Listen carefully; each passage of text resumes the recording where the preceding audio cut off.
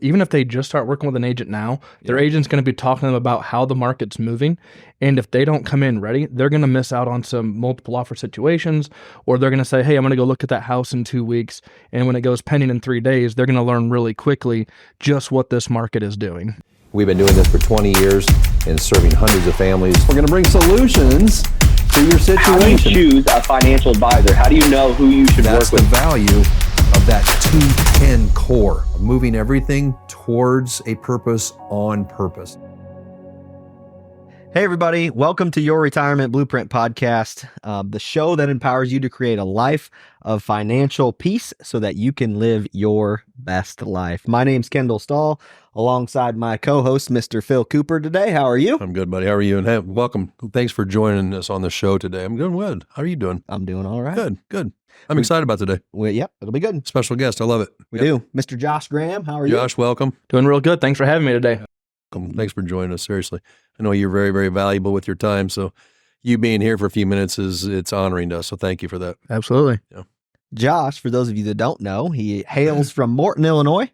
How many years have you been in the realtor business now? End of 2016. No Okay. kidding. Got into a little bit of a Really? different market then, and here we are now enjoying the process. Gotcha. So you're with Remax Traders Unlimited. Yep. Got 3 offices, one in Morton, one in Peoria, and one in Pekin. Gotcha. And then you got a small team with you that Yep. works with you, correct? Yep. I got a team of 4 that we all partner together, and whether we're all working together at the same time or helping cover each other while one person might be tied up. Yep.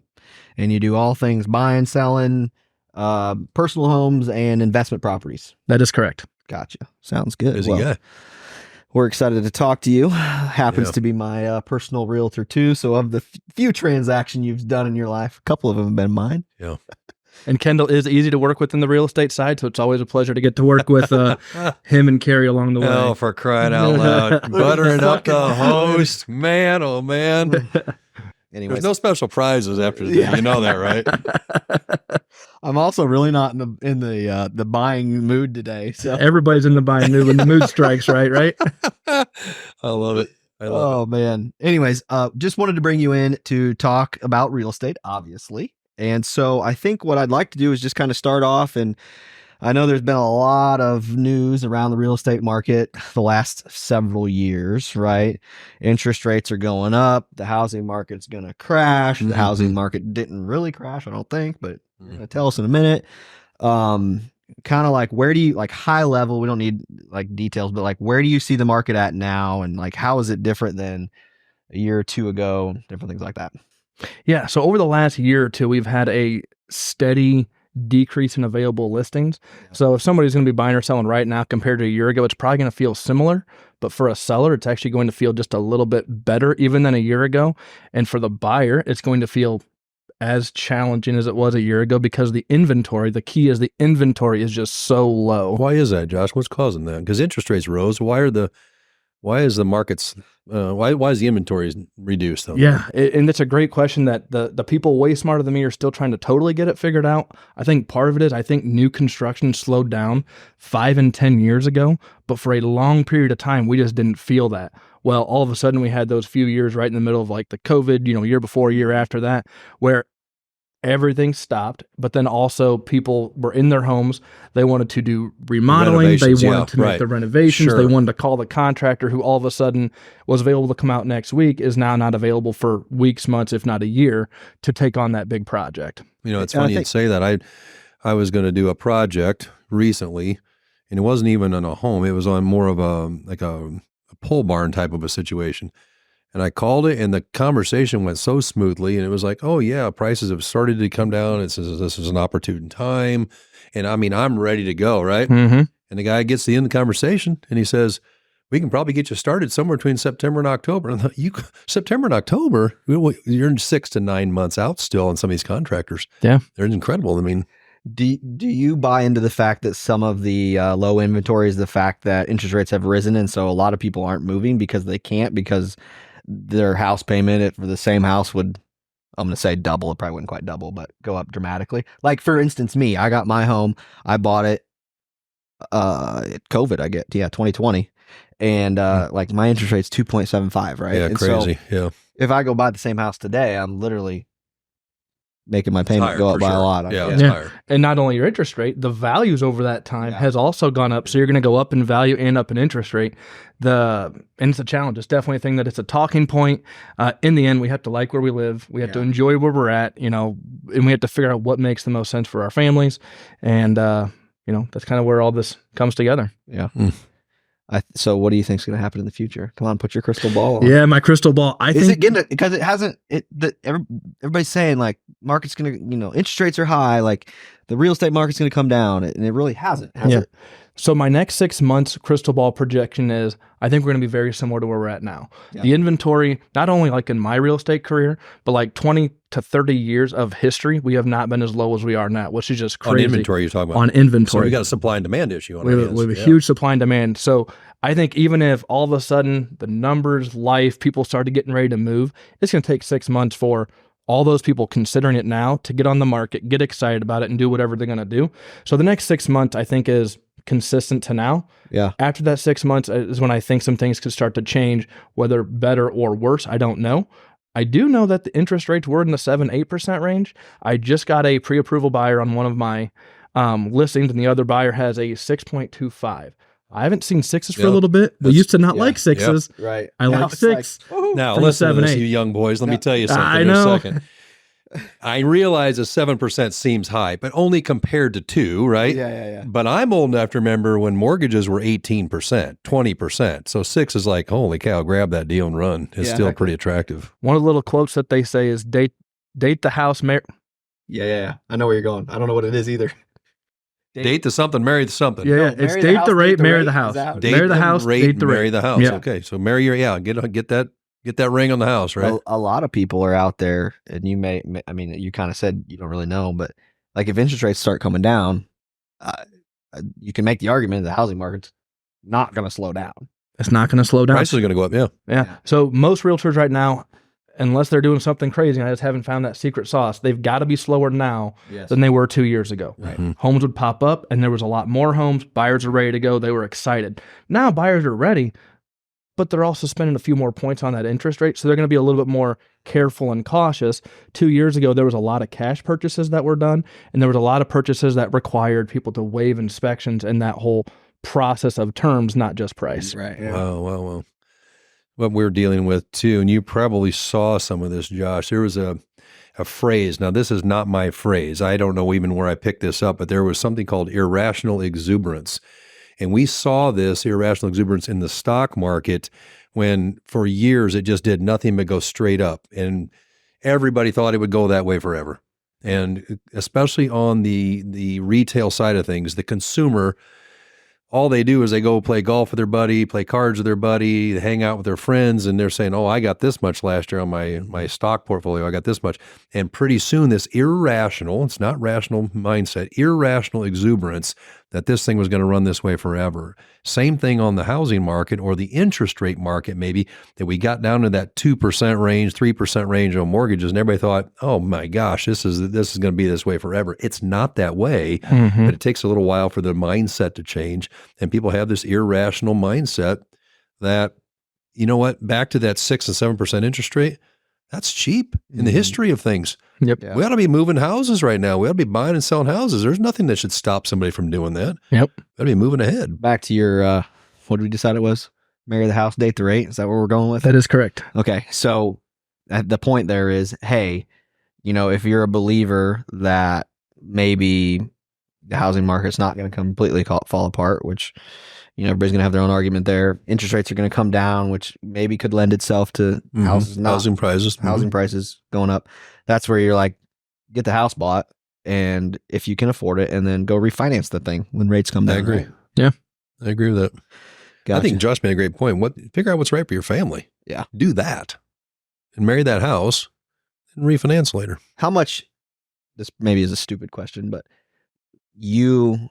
I obviously buy some real estate for investment purposes, right? So when you're doing that, you're just looking at the numbers, right? But if you're going to buy your personal home, like most people are they're buying it off of emotion, right? Or they're looking for their dream home, and they're buying it off of that, not necessarily so much the numbers. I mean, obviously everybody's got a budget they got to stick within, but like our home is a, what am I trying to say?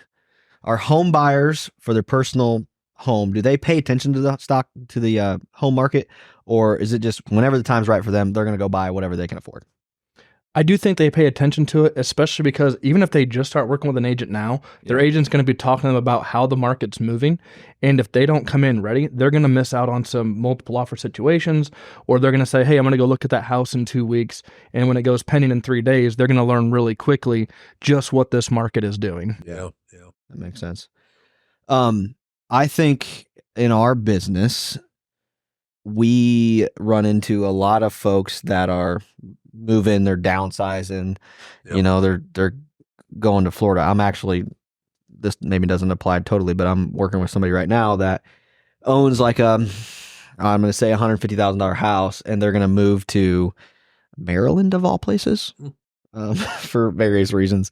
But the same house there is, twice that. Mm-hmm. So fortunately, their house is paid for and they got enough cash that they're able to do that. But what are some of the things, like if somebody's going to list their house and, move either out of state or just anywhere, it doesn't really matter where, like what are some of the first things that they should do in terms of like, do they upgrade some things? Are there some things that get better bang for their buck than others? I don't know. Where would you take somebody there, I guess?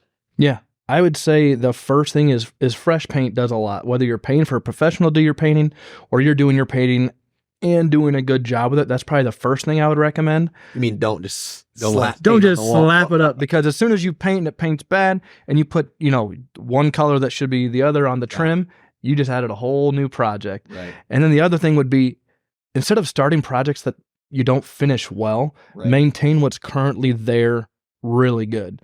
I have sold a lot of houses that haven't been updated for 20 years that buyers are more excited about compared to a home that was updated 2 years prior. Yeah, right. And everything is just done by a shortcut or a not professional looking finish. So is that an area where someone like you is going to be able to come into the situation before anything's done and say, okay, here's where your house is, here's where it's located, like you need to go update your bathroom because it's going to make sense, or you don't because this is the area you're in and all these other houses look like this, and just rock and roll? Like, you'll be able to coach somebody through, like, here's the money, here's the places you spend money on? Yeah, absolutely. I think one of the best things about, our team is most of the people that call us from a place of a trusted relationship. So they say, hey, we're thinking about selling sometime in the next 6 months. We go over to their house, we see it, we say, hey, thanks for bringing us in. We'd say, hey, if you put your house up for sale tomorrow, this is what we would say for a price. However, if you want to do A, B, and C, and we can even connect you with some people that could help you with it, if it's not your cup of tea, your future value could be, quite a bit higher. And a lot of times the disparity between those numbers is one that, I am going to do that project, or I might take care of that one thing. I didn't even think about it because I live here all the time and I wasn't looking at it like that. It's nice to be able to go in and have those meetings. Sometimes it takes 2, 3, 4 meetings versus just walking in day one, having all my papers saying, sign this right here. Let's list the price really low and sell it really fast. Like, I want them to get the best value on the terms they like. And then the opposite of that too is like, say I'm the seller, I got in my head, if I do these things, I'm going to get more money. And you can be like, you're going to get the same money. It's not worth it. Diminishing return. Yeah. Yep. Yeah. We want to make sure that your, appraisals, broker market analysis, comparables, whatever the term we want to use is, they look at the area, the home, the size, and what the square footage value would be. So we don't want to have somebody who's fixing up a $300 square foot house in a $100 square foot neighborhood. Yeah. So there's a lot of really nice houses out there, but if you take it and put it somewhere else, the value changes. Good point. Oh, that makes sense. What's something I realized too is what you will tolerate in your own home until it comes time to sell it. Yeah. And all of a sudden, they got to paint that and I got to fix that. That door handle has not been on there for 21 years. I better get that door handle. It's amazing what you'll tolerate. And then Josh walks in and goes, you might want to put that door handle on, Phil. Big service there. Yeah. Yeah.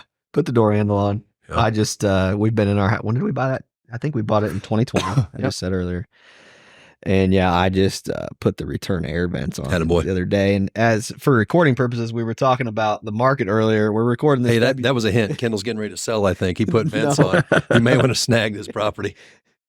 What I'm trying to say is it's February of 2024. So 4 years ago. Pretty good Jeez, we've time. been in that house for 4 Yeah. years. Right on 4 time. years ago, we bought it, and I'm just getting them return air ducts on. Yeah, you've so. been busy. And for when we were talking about market earlier, February 2024 is when we were talking about it. Yeah. So let's maybe go down a different road and let's talk about real estate investing. Okay, so I know you do some of that yourself. Obviously, I think you move a fair amount of homes or real estate in that genre. So I don't necessarily know where we want to start, but I think at least in my chair, and maybe you do too, I get a lot of questions from clients that are like, well, what do you think about real estate? Mm-hmm. And where would you start? And I'm always like, well, Loaded question, right? yeah. Yeah. Here's what I tell people. Maybe to see if Josh would agree with this. I'm putting him on the spot here. I always run people through what I call the 3T test. Do you have the time for it? Do you have the temperament for it? And do you have the talent for it? If you can say no to one of those, whatever, if it's real estate or any investment, run from it if you can't check all three of those boxes. If I don't have the time for it, it's going to be a train wreck, right? Yeah. If I don't have the temperament for it, it's going to be a train wreck. And if I don't have the talent for it, it's going to be a train wreck. If I can check all three of those boxes, maybe it's something I should look at. Yeah. I can back that up too. Like personal experience. Like I think I have all three of those T's, right? Yeah, I agree with that. I have a couple different properties. One of them's a little further away. Okay. So it's a little harder to have the time for it. You got a half a T on that one? I got a half a T on that one. All right. And you can tell because it's not as It changes, I got yeah. more vacancy there. I got more, things like that. We just answered Josh's question. Josh, what's your opinion? Hey, on there that? we go. So people that want to invest in real estate, as we live in Illinois, it's interesting. Like we think about investing here. The crazy thing is I see people investing from both East Coast and West Coast into Peoria because they think the value here for the property they're getting is actually a really good return. No kidding. So there's a value in Illinois, both as a homeowner and as an investor. But specifically to your investor side, people say, hey, I want to invest in single family homes because I hear that's a really good thing. 2 hours later, I can get a call. Somebody says, hey, the only thing I want to invest in is multifamily. I don't do single family. Right. So it all just depends on where do they get their knowledge, their resource, what podcasts do they listen to? Because truly there is a value for all of it. You're going to have a higher yearly return of investment on a single family home, but you also have more risk. On a multifamily, you're going to have a lower return of investment, but say if it's 6 units, you're probably going to cover all your costs, cash flow, your different items on that property. Yeah. 4 or 5 units out of the 6. Right. What's your risk? What's your reward? And how much time do you have?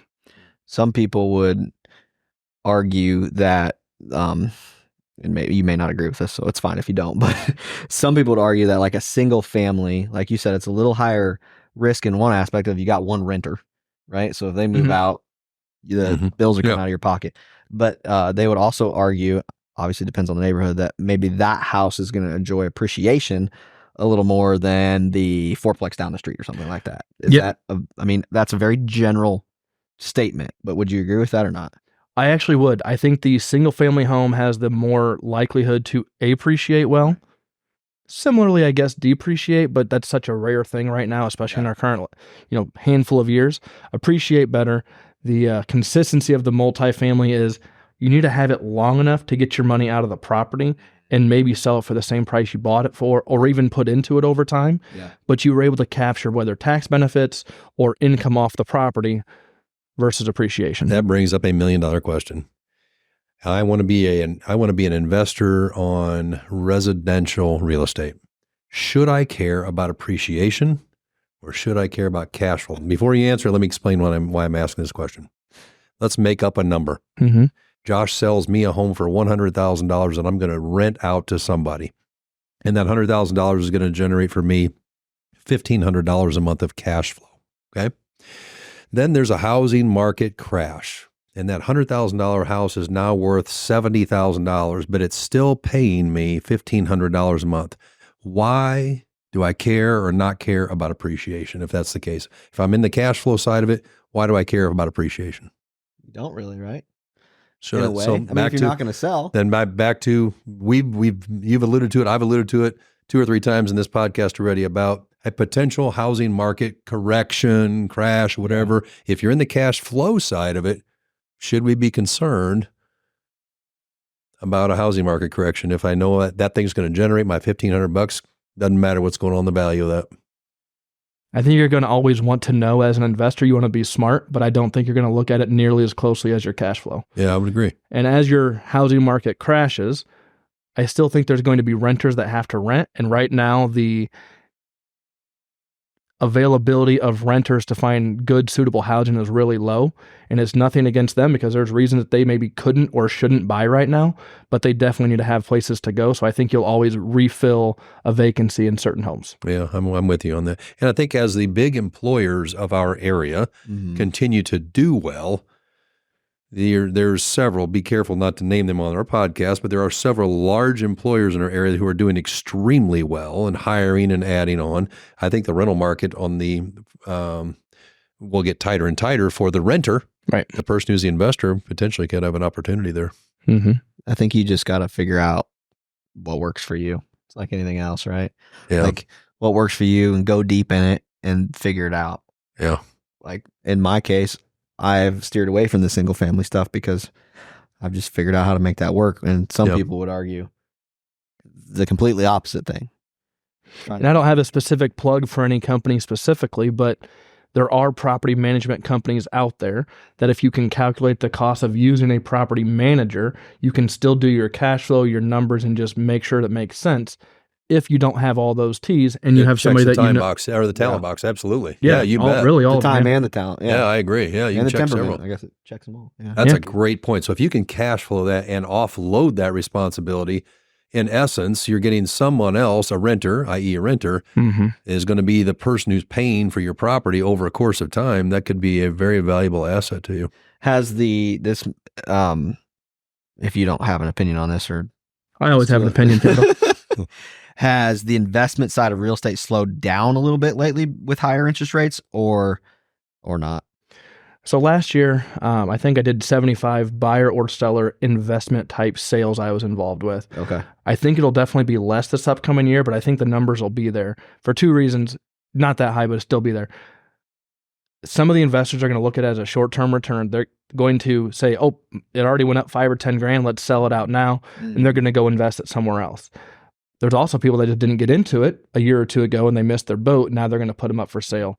The investor buying now used to be able to buy a house for $30,000 that needed $5,000 worth of work to make it rentable. Now they're having to buy it for $40,000 and probably have to put $10,000 in it to make it rentable on those apples to apple comparisons. How often do you help a first time investment property buyer? Is that something you run into very often or not? Oh, yeah. I mean, a lot of people get advice from their financial advisors or a book or a podcast, whatever it may be, that helps them look into it. So they're going to reach out to a realtor who's done it lots of times over, or they might reach out to somebody who hasn't done it. Either way, as long as they have the knowledge, any real estate agent can help with it. But generally when it comes to, talking leases or attorneys or possible evictions, and just all the things that come with an investment property, they tend to like to work with somebody who's done that space before. Is there a general thread of type of property that you see that first time buyer buy or not? Is it all over the board? I'd say it's kind of all over the board. A lot of times they want to spend, like anybody, as little as they can with the low amount of risk. So they're water. Yep. But they're probably going to do a purchase that's safe with a lower ROI compared to taking that big step that gets them a big ROI, that first property. Yeah. And I think that's prudent as well. Yeah. Figure out mitigate your risk up front and make sure you have a good experience the first time around before you dive into number two. I think that's really prudent. Yeah. I think that, like I said, by no means am I like Mr. Experienced in real estate, but I've done it for a few years. You've done a good job though. And yeah, it's worked out so far anyways. And it just comes back to like, figure out like what works for you and then dive in deeper. When I started out, I had some single family stuff. And then I realized, well, if there's two people paying and one of them moves out, I'd still not have to pay the bills. Right. But with that comes now maybe you got to mow the yard. Whereas the single family home, you can make them mow the yard. Right. And so there's a little more. You just need to know. And Josh has mentioned that a couple of times. You've got to know what you're doing and figure out what's right for you. Right. Yeah. And I think one of the biggest things is like at some point, you just got to do it. Right. And be willing to mess it up if you. For those of you watching the podcast today, let me give you a little insight. Let me pull the curtain back for a minute. Kendall is not the guy that he's portraying himself to be right now. He's the guy who has told me for the 11 years that I've been with him here, jump off the building, Dad. We'll figure out how to fly on the way down. That's Kendall. That's his mantra he lives by. Yeah. And it's worked out well. My point is, do the research, talk to somebody like Josh. Absolutely. Right? If it makes sense on paper, at some point you just got to pull the trigger. Josh, I've got a question. I'm just going to speak about Central Illinois in general just for a moment. I have noticed something, that the number of what I would consider high-end apartment construction, right here in our community especially, what's driving that? Because these are not inexpensive apartments. These are what I would consider a heavy monthly expense for a renter. What's driving so many of these to be built? Why such a high demand for that type of unit?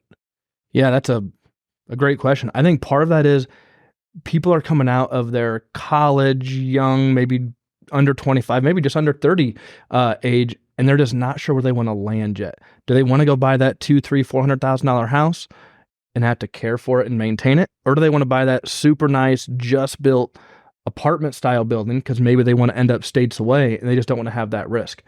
And hopefully they're enjoying their time. They're taking their vacations maybe before they get all the way settled into whatever that next chapter of life is for them. Yeah. It's a lot easier to take a vacation from an apartment compared to a house on. I think that is 100% accurate. And add one more thing to that. My generation and the generation before us went to one company, stayed for 40 years, tried to get the gold watch and the pension. Yeah. They don't exist anymore. Those companies don't exist anymore. So people are a little more transient, a little less willing to drive deep roots so early on, because now I think the society that we live in is more experiential. I'm going to do this for a while. And then, now I might go do that for a while. And then I'm going to go do this for a while. When before it was Grandpa went to work for one company. Yep. Dad went to work for one company. I was taught to go to work for one company. Now this new generation is just not that way. Yeah. We're becoming a renter nation more so than a homeowning nation. I agree with that. Yeah. It's an interesting concept to watch. I don't have the numbers to back this up, so nobody hold me to this. Yeah, make it up. Yeah. So this is me just I call it cowboy math now. Did I get that from you? I've never heard that term in my life. This is where we use unless it was a good idea. It's probably mine. Yeah. Yeah. This is where we use big round numbers, and don't hold me to it. But I think right now the cost of home ownership is maybe more so, or I guess what I'm trying to say is renting is a little more attractive now than owning a home, I think. Is that true or not? Or do you know?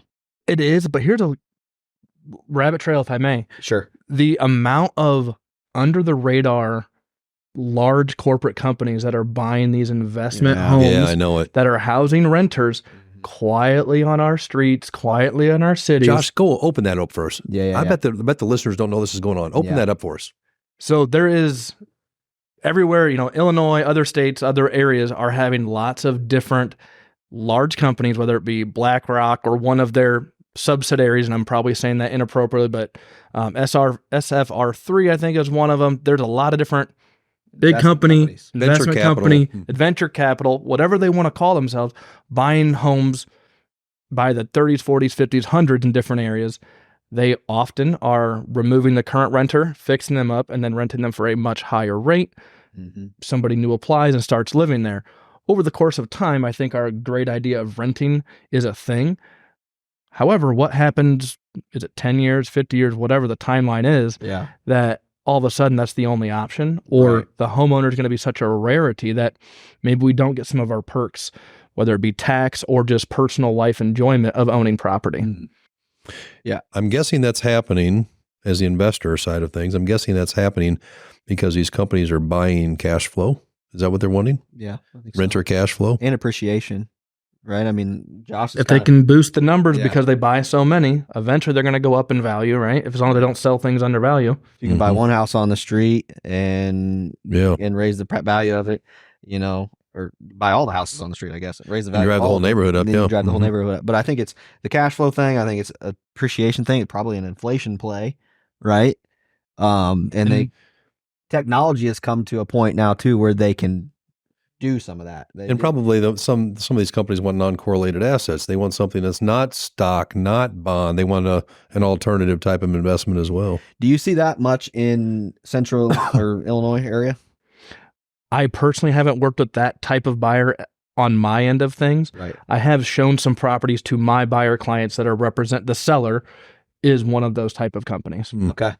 Gotcha. Interesting. That is actually selling a house. Now that's rare. So maybe that was a rarity that they put it back up for sale, or who knows, maybe the condition was one that they didn't want to repair. They just said, yeah, let's just get rid of this one. We got the ones we wanted out of a package deal, for example. But it's always interesting to see when that does happen. When do they decide to hold versus maintain? Yeah, you can go down a whole doomsday situation there and if you listen to specific people, be careful who you subscribe to. Yeah. Like, these companies are buying up all the single family homes. Eventually we're not going to be able to own homes. Like, they'll even go as far as to, if you're going to own a home, now's the time to buy a home because you won't be able to buy one because of inflation, and they're going to artificially all the things, but which maybe there's a little bit of something to it, but you're smarter than me, Kendall. I don't know about that. I think it's just, they're trying to get return for their clients. Essentially is what they're trying to do. So, and a quick little comment on investor purchasing. There are some people who want to look into still using a loan for an investment. It is possible. You just don't have near the same amount of low down payment options to purchase a home. So a lot of times, you have to be at least 25% down. You talking this time frame or? Yeah, like right now, like say if I was an investor, I wanted to buy a house for $100,000 as an investment, renter occupied space. I wanted to use a loan to purchase it. I'd have to have 25% down to be able to use the bank with my money to purchase that said home. Yeah. And a lot of banks will have a minimum purchase amount as well if they're going to get involved. So it's just all good things to know and talk to your trusted person about. For sure. Good advice. Speaking of trusted persons, let's start wrapping this thing up, and you happen to be my trusted person. So why don't you tell folks who are looking to buy, sell, whatever, where they can get a hold of you or best way to contact you? Yeah, awesome. Thank you. And of course, thanks again for having me. So my name is Josh Graham, like you said. My cell is 309-258-0543. You can call, you can text. And of course, we're on Facebook at facebook.com/Graham Group Remax. And I think that'll wrap it up and connect us well. Good deal. Well, so we always end our podcast with This Week in History. So basically something that happened this week a long time ago. All right. So I won't quiz you, but... Now, wait a minute. Last week, you said it would happen a long time ago. It happened to be the year I was born. Yeah. Ooh, be careful. That was personal. Yeah. You did date yourself a little bit. 1895. Which baseball player was born? Ty Cobb. No. Man. Babe Ruth. Oh, Ruth. Okay. 1895. 1950. Disney's Cinderella opened in theaters. Wow. 6 years in the making. Cinderella became one of Disney's most loved films. It was highest grossing feature film of 1950. There you go. 1962. Before me. Way before me. Nice try. Nice. I saw where you were going. I've seen that look on your face before. John Glenn became the first American to orbit Earth. Yes, he did. Yes, he did. He was from Ohio. He was a Buckeye. You're pretty good with your history. No idea why that means anything to anybody, but he was a Buckeye. Either. Well, Josh, thanks for... Yeah, Josh, seriously, thank you. Thanks for being a blessing to our family and to our listeners today. Yep. As always, if you found this information helpful, just hit the like or subscribe button, and it'll notify you when we upload another episode. Yep. See you next week. Thanks for watching.